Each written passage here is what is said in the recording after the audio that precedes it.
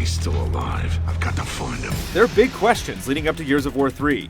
Is this the last stand for humanity? Is Marcus Phoenix's father still alive? Are a rugged bunch of cogs going to murder the crap out of a bunch of freakish enemies with goofy names like polyps, gunkers, drudges, and corpsers with an expanded arsenal of gratuitously brutal death-dealing hardware? While we won't find out about the plot points for a while, the answer to that last question is a definite yes. We've seen a decent chunk of the Gears 3 campaign so far, and there's no question that some burly stuff is going down. While Marcus is still the star of the show, players will have a chance to control other characters, sometimes presenting an alternate view of previously witnessed events. A chunk of the game's first act focuses on Coltrane, who along with Baird and newly introduced female character Sam Byrne, face hostile new threats in Cole's old neighborhood. There's also a Carmine brother tagging along. Ooh. I'll give you a side of bacon for her, though. Oh, bacon. Hey, take the deal, Cole. I haven't had bacon in 6 months. With a soldier named Carmine killed in action in both Gears games so far, this helmeted soldier is the potential victim of a cruel running joke.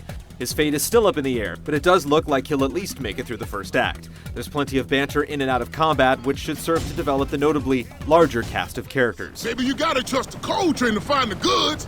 This is my turf, Cougar's territory.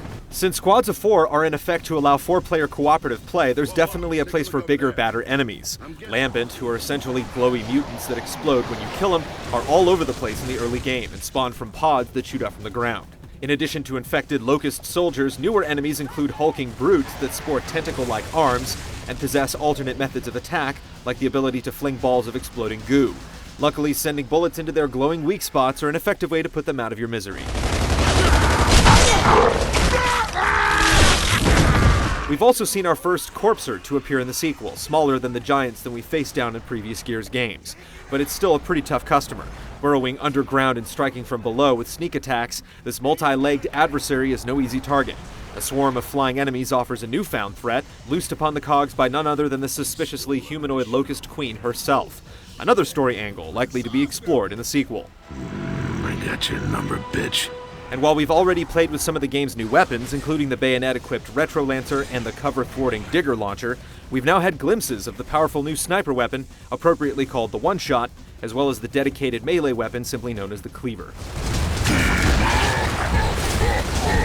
With greatly expanded multiplayer options that include the newly deployed Beast Mode and the advent of what Epic is calling Horde 2.0, the new campaign in Gears of War 3 has a lot to live up to. We'll know how it all comes together at the end of September, so stay tuned to Game Trailers for our full review. You heard the man. Time to love him and leave him, baby.